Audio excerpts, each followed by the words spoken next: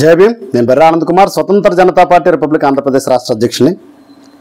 సోదరి సోదరులారా, పరమపూజ్య బాబాసాహెబ్ డాక్టర్ భీమ్రావ్ అంబేద్కర్ జయంతి భారతదేశం మొత్తం చాలా ఘనంగా చేసుకున్నాం. ఈ ఘనంగా చేసుకోవడానికి ఆయా గ్రామాల్లో నిజమైన విశ్వాసపాత్రులుగా ఈరోజు మనకు జీవితాన్ని ఇచ్చిన బాబాసాహెబ్ అంబేద్కర్ జయంతిని సగర్వంగా చేసుకోవాలని చెప్పి గౌరవపూర్వకంగా ఘనంగా చేసినటువంటి ప్రతి ఒక్క సోదరికి, ప్రతి ఒక్క సోదరుడికి కూడా హృదయపూర్వకంగా శిరస్సు వంచి నమస్కారం చేస్తున్నాను.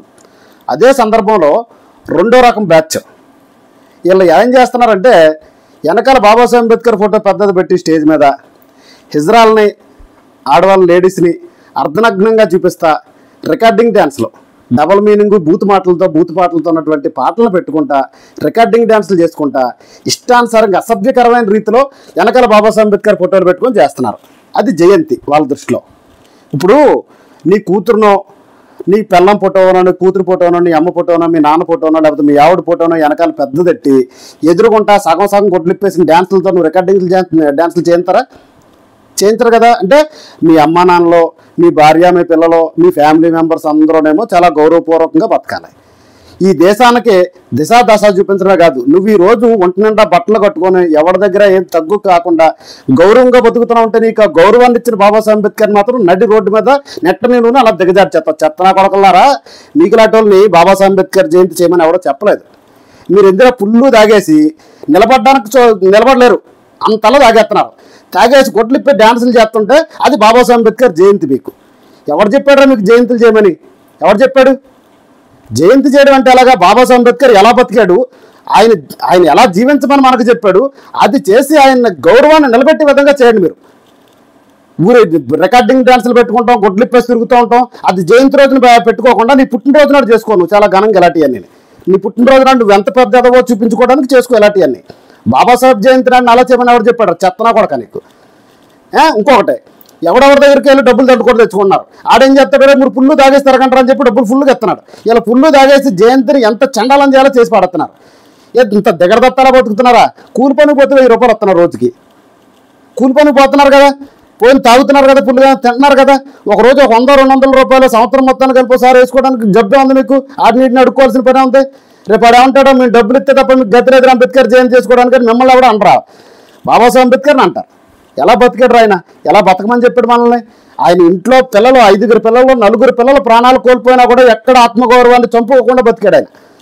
ఒకసారి మా మద్రాసు రాష్ట్రం వాళ్ళు బాబాసాహెబ్ అంబేద్కర్ని ఒక సందేశం ఇవ్వండి అని అడిగితే ఆయన దానికి చెప్పిన సమాధానం నా జీవితమే ఒక సందేశం అన్నాడు. ఎలా బతకాలో నా జీవితాన్ని మీకు అందిస్తున్నాను, అలా బతకండి అని చెప్పాడు.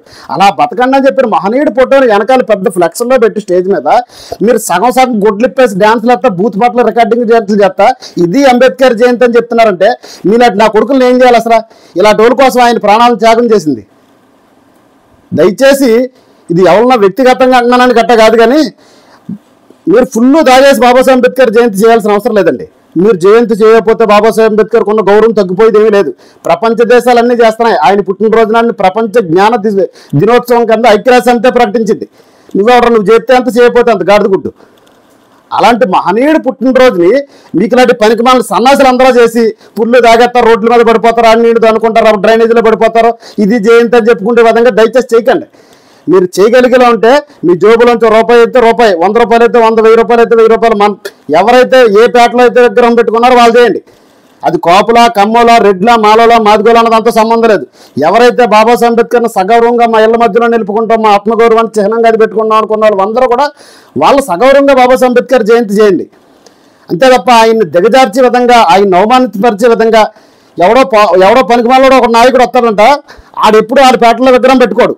బాబాసాహెబ్ అంబేద్కర్ని ఎప్పుడు మాకు అందరికీ నాయకుడు, ఆయన వల్ల మేము బతుకుతున్నాను ఎప్పుడు చెప్పడు. మీకు అందరికీ అంతే చేశాడు అంబేద్కర్ అంటాడు. ఆడు మాత్రం అన్ని దెబ్బతింటూ ఉంటాడు. ఆడొస్తే తప్ప ఇటు జెండా మెడలో దండ వేయడానికి లేదు ఎవడను. ఇలా చేసేవాళ్ళు కొంతమంది. ఆడెవడో డబ్బులు ఇస్తే తప్ప జయంతి చేయడానికి లేదు. ఎక్కడ రికార్డింగ్ డ్యాన్సులు పెడితే తప్ప అది జయంతి కాదు.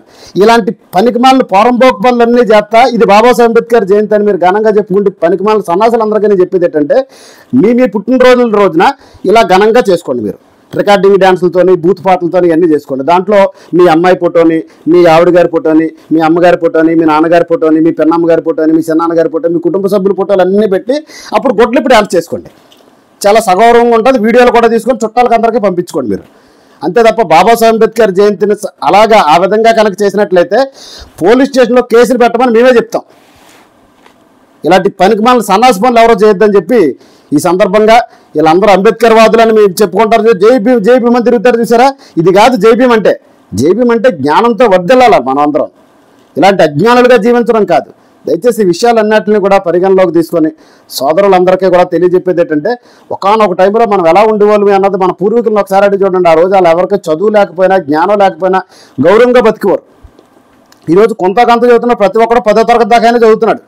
చేతినంటే ఒక్కొక్కరికి 40,000 రూపాయలు 50,000 రూపాయలు సెల్ ఫోన్లు, 1,00,000 2 లక్షల రూపాయలు బళ్ళు, ఇవన్నీ పెట్టుకొని ఒక రకంగా గౌరవంగా బతుకుతా ఇప్పుడు అత్యంత దిగజారిపోయే విధంగా నడుస్తున్నారు. కాబట్టి వీళ్ళందరికీ నేను తెలియజేసేది ఏంటంటే, బాబాసాహెబ్ అంబేద్కర్ జయంతిని సగర్వంగా ఆయన గౌరవాన్ని మరింత రెట్టింపు చేసే విధంగా ఉండాలి, కానీ మరింత దిగజారే విధంగా చేయొద్దని చెప్పి సోదరులందరికీ మరొకసారి తెలియజేస్తా ముగిస్తున్నాను. జై భీమ్, జై భారత్.